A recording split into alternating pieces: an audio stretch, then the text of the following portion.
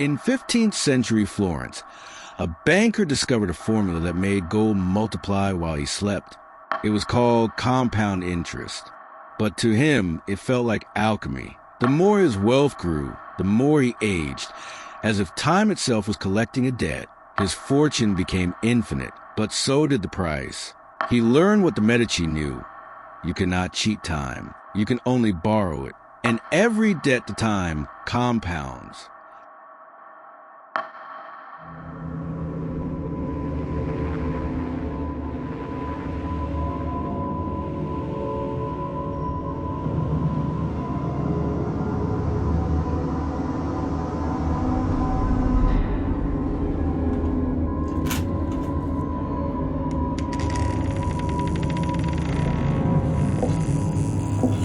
Opened the door, and now there's no way back.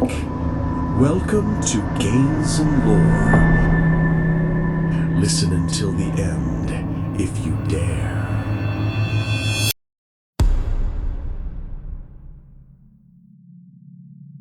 In the year 1464, in the shadowed halls of Florence, a man named Cosimo discovered something the world was not yet ready to understand. He was not a king. He was not a warrior. He was a banker. And in that age, bankers were alchemists of a different kind. They did not turn lead into gold. They turned time into wealth. Cosimo had inherited a ledger from his father. It was not written in Italian nor Latin. It was written in numbers, cold, precise, eternal. And within those numbers, he saw a pattern, a spiral, a formula that whispered a forbidden truth. Gold could reproduce itself. At first, he did not believe it. He tested it with small sums, lending 10 florins, collecting 12, then 100, then 1,000, and every time the arithmetic held, the money returned not just intact, but multiplied. It grew like a living thing, fed by nothing but the passage of days. The nobles called it usury. The church called it sin. But Cosimo called it by its true name, compound interest. He did not invent it. No man could. It had always existed, hidden in the fabric of time itself, waiting for someone clever enough or desperate enough to call it forth. And so he did. He lent to merchants, to princes, to cities on the brink of war. And with each loan, the spiral deepened. His fortune did not merely grow, it compounded. Every ducat borrowed became 2. Every 2 became 4. The numbers climbed like ivy on a tower, silent and relentless. But Cosimo began to notice something strange. His hair, once dark as Tuscan wine, turned silver. His hands, once steady, began to tremble. He slept less, ate less, and yet his hunger, his need to see the numbers rise, only grew. It was as if the formula had taken root, not just in his ledgers, but in his very flesh. The formula did not belong to Cosimo. It belonged to something older, something patient. Time. Men had always feared time. They built monuments to outlast it.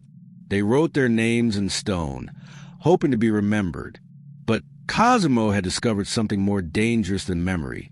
He had learned to weaponize time. Every loan he made was a seed planted in the future. And with each passing season, that seed bore fruit that belonged to him, not to the borrower. The merchant who borrowed 100 florins today would owe 110 tomorrow. And if he could not pay, then the debt would grow. Silently, inevitably. It was not cruelty. It was not greed. It was mathematics. And mathematics, Cosimo realized, was a language of God. But if it was divine, why did it feel so dark? He began to dream of numbers. Great spirals of gold ascending into a black sky, endlessly multiplying.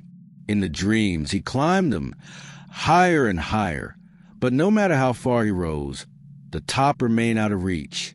And below him, the spiral coiled tighter, like a serpent closing its jaws. He woke drenched in sweat. His physician was called. The diagnosis, exhaustion. The remedy, rest. But Cosimo could not rest, because rest meant stopping. And stopping meant the formula would continue without him. The numbers would still climb. The debts would still compound. But the wealth would no longer be his. So he continued. He expanded his network. More lenders, more cities, more kingdoms. The Medici name became synonymous with power, not because they conquered with swords, but because they conquered with time. Kings bowed to them. Popes sought their favor. And all the while, the ledger grew heavier. But so did Cosimo. His back bent under an invisible weight. His eyes sank deeper into his skull. His servants whispered that he looked like a man twice his age. And perhaps he was. Because while his fortune compounded in one direction, his life compounded in the other. Every coin earned was a day lost. Every interest payment collected was a breath stolen. The formula gave, but it also took.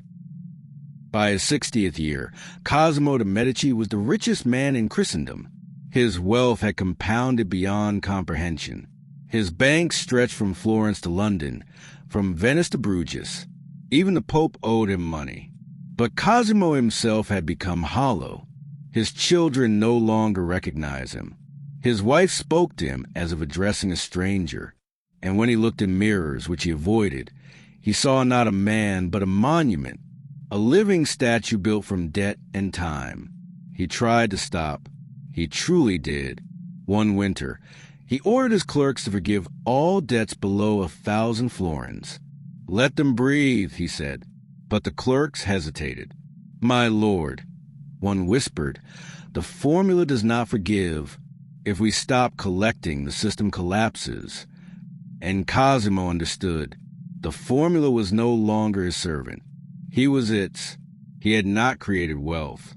He had created a machine, a perpetual engine fueled by human desperation and the silent march of days. And the machine had no loyalty. It would consume him just as readily as it consumed the borrowers. So he returned to the ledgers. He resumed the collections. He watched the numbers climb. But something inside him had broken.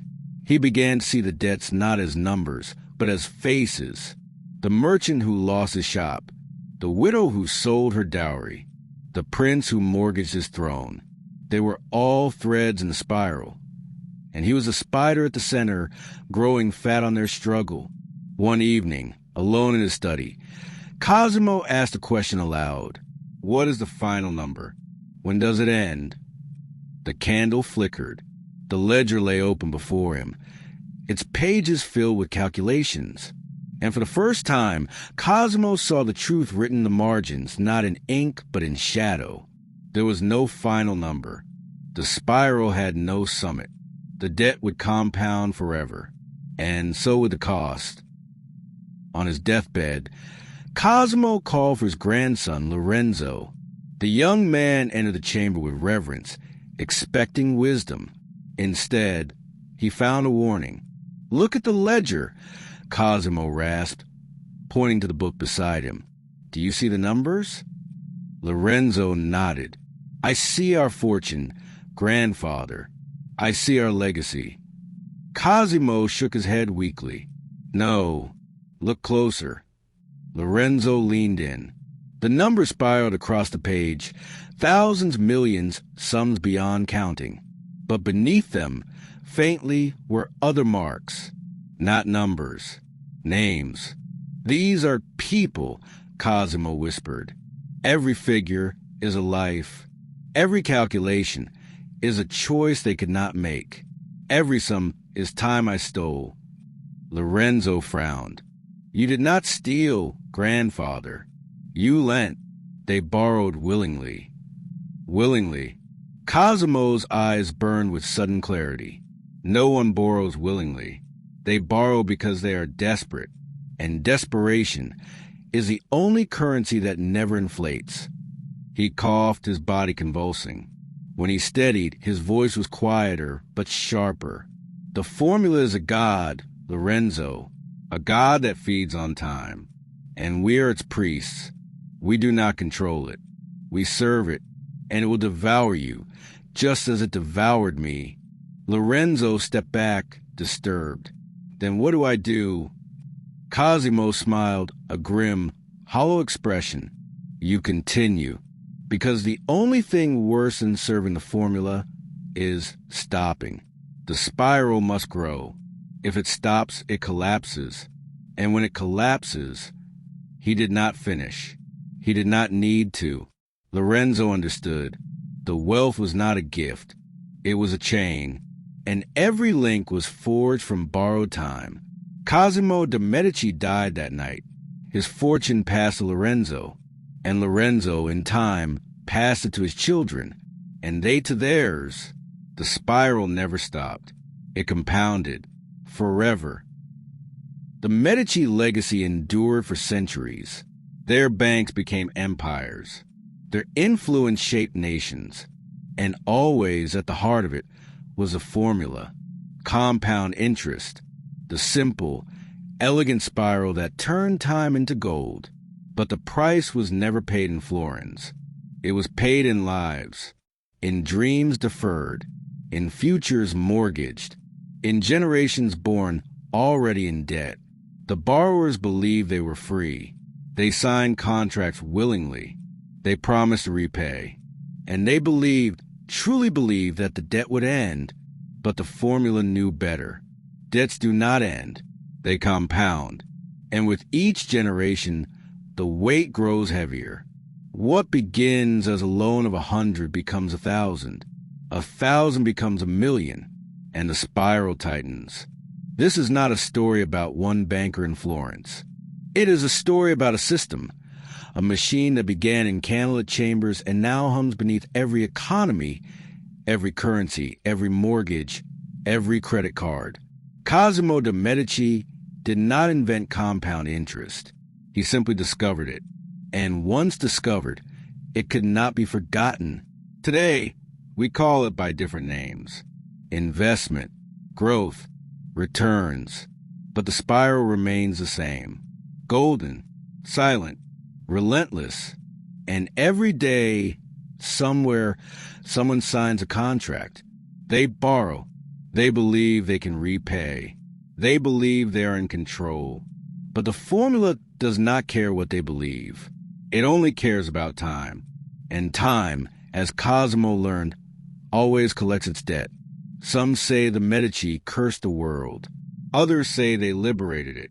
But perhaps the truth is simpler. They revealed what was always there. A machine older than kingdoms. A force more patient than gods. A spiral that climbs forever. Not because it seeks the summit, but because there is no summit. There is only the climb. And the price, you cannot cheat time. You can only borrow it. And every debt to time compounds.